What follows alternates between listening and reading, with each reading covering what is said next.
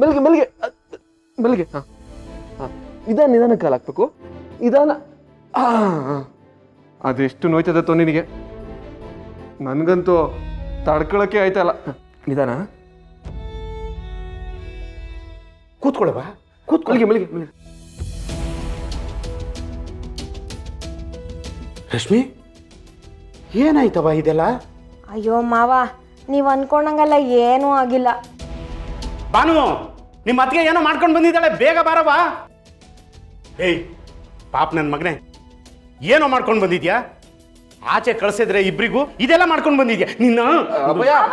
ಒಂದ್ ನಿಮಿಷ, ನೀವ್ ಅನ್ಕೊಂಡಂಗಲ್ಲ ಏನು ಆಗಿಲ್ಲ ಅಂತ ಹೇಳದ್ನಲ್ಲ. ಬಸ್ಸಿಂದ ಇಳಿಬೇಕಾರೆ ಒಂದ್ ಚೂರ್ ಎಡುವುದೇ ಅಷ್ಟೇ. ಪಾಪ ಇವ್ರದೇನ್ ತಪ್ಪಿಲ್ಲ, ಬೈಯಕ್ ಹೋಗ್ಬೇಡಿ.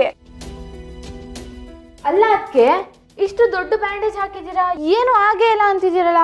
ದೊಡ್ಡ ಬ್ಯಾಂಡೇಜು. ಬಿಚ್ಚು ಬಾ. ಯಾರು ಬಿಚ್ಚಂಗಿಲ್ಲ, ಗಾಯಕ್ಕೆ ಗಾಳಿ ತಕ್ಕಿದ್ರೆ ಸೆಪ್ಟಿಕ್ ಆಯ್ತದೆ.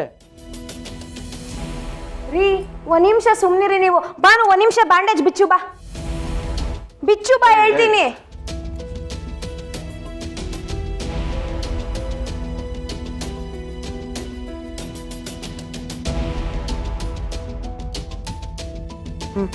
ಬಿಚ್ಚು.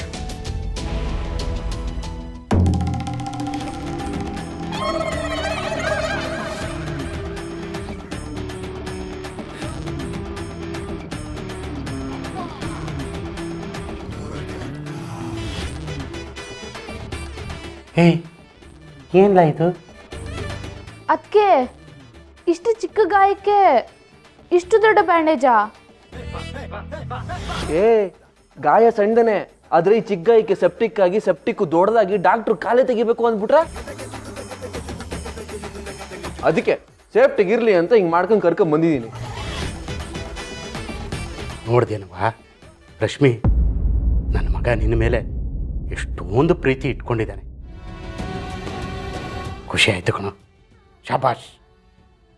ಹೋಗ್ರವ, ಮಲಿಕಳಿ. ಬಾನು, ನೀನು ಹೋಗವ. ಏನು ಆಗಿಲ್ಲ, ಬನ್ರಿ ನೀವು. ಇಬ್ಬರಿಗೂ ಪ್ರಸ್ತಾವ ಮಾಡಿಸೋಣ ಅಂತ ನೋಡಿದ್ರೆ ಏನೇನೋ ಆಗೋಯ್ತಲ್ಲಪ್ಪ. ಅವ ಮಕ್ಕಳವ, ಏನಪ್ಪ ಇದು? ಕುಣಿತಿದ್ರಿ, ಈಗೇನು ಮಾಡ್ತೀರಾ?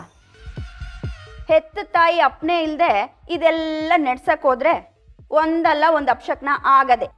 ಈಗ ನೀನು ಸುಮ್ಮನಿರಲಿಲ್ಲ ಅಂದರೆ ಕೋಳಿ ಕತ್ತಿಚ್ಕದಂಗೆ ನೀನು ಕತ್ತಿಚ್ಕ ಸಾಯಿಸ್ಬಿಡ್ತೀನಿ.